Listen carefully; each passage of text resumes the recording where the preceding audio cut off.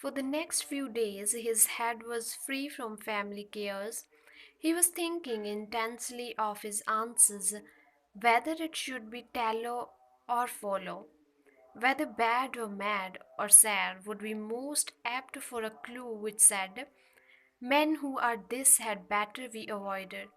He hardly stopped to look at his wife and children standing in the doorway when he returned home in the evenings. Week after week, he invested a little money and sent his solutions. And every week, he awaited the results with a palpitating heart. On the day a solution was due, he hung about the newsagent's shop, warming himself into his favor in order to have a look into the latest issue of the Captain without paying for it. He was too impatient to wait till the journal came on the table in the Jubilee reading room. Sometimes the news agent would grumble, and Ramrao would pacify him with an awkward, a factor of optimism. Please wait. When I get a prize, I will give you 3 years' subscription in advance. His heart quailed as he opened the page announcing the prize winners. Someone in Balochistan, someone in Dhaka, and someone in Ceylon had hit upon the right set of words, not Ram Rao. It took 3 hours for Ram Rao to recover from this shock. The only way to exist seemed to be to plunge into the next week's puzzle. That would keep him buoyed up with hope for a few days more. This violent alternating between hope and despair soon wrecked his nerves and balance. At home, he hardly spoke to anyone. His head was always bored in thought. He quarrelled with his wife if she refused to give him his rupee a week for the puzzles. She was of a mild disposition and was incapable of a sustained curl, with the result that he always got what he wanted, though it meant a slight sacrifice in household expenses. One day, the good journal announced a special offer of 8,000 rupees.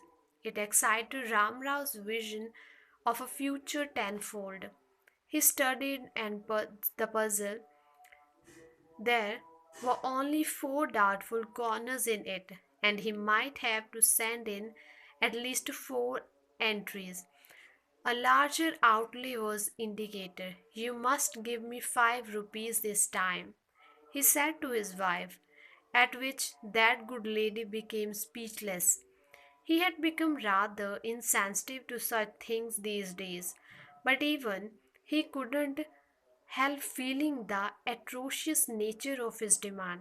5 rupees were nearly a week's food for the family. He felt disturbed for a moment, but he had only to turn his attention to speculate whether hope or dope or rope made most sense, for some people preferred this to despair, and his mind was at once at rest.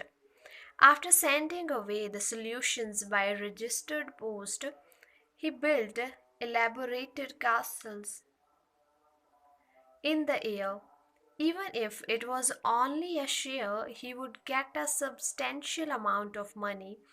He would send away his tenants, take his wife and children back to the bungalow in the extension, and leave all the money in his wife's hands for her to manage for a couple of years or so. He himself would take 100 and go away to Madras and seek his fortune there.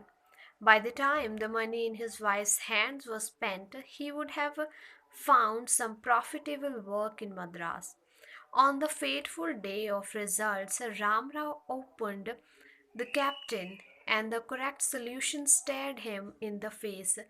His blunders were numerous. There was no chance of getting back even a few annas now. He moped about till the evening.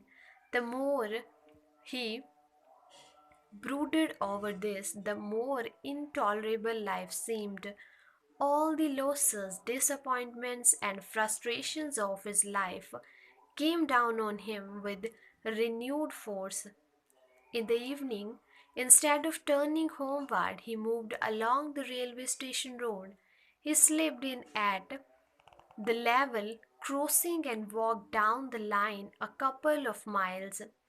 It was dark. Far away, the lights of the town twinkled, and the red and green light of a signal post loomed over the surroundings a couple of furlongs behind him.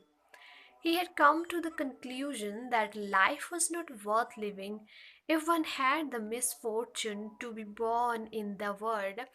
The best remedy was to end matters on a railway line or with a rope.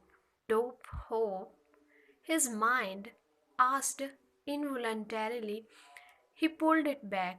None of that, he said to it, and set it rigidly to contemplate the business of dying. Wife, children, nothing seemed to matter. The only important thing now was total extinction. He lay across the lines. The iron was still warm.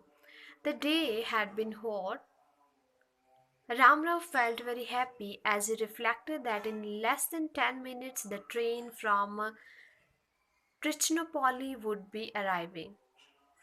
He lay there. He didn't know how long. He strained his ears to catch the sound of the train, but he heard nothing more than a vague rattling and buzzing far off. Presently he grew tired of lying down there. He rose and walked back to the station. There was a good crowd on the platform. He asked someone, "What has happened to the train?" "A goods train has derailed 3 stations off, and the way is blocked. They have sent up a relief. All the trains will be at least 3 hours late today." "God, you have shown me mercy," Ramrao cried and ran home. His wife was waiting at the door and looking down the street. She brightened up and sighed with relief on seeing Ramrao. She welcomed him with a warmth he had not known for over a year now. "Oh, why are you so late today?" she asked. "I was somehow feeling very restless the whole evening. Even the children were worried. Poor creatures, they have just gone to sleep."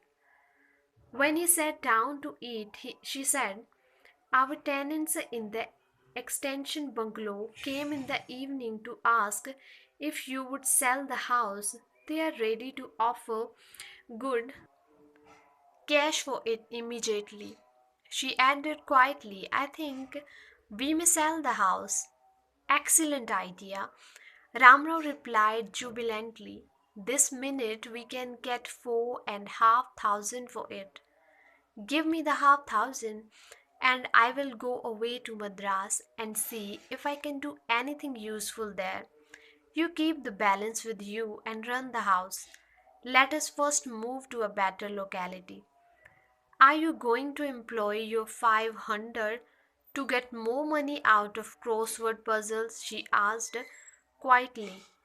At this, Ramrao felt depressed for a moment and then swore with great emphasis, "No, no, never again."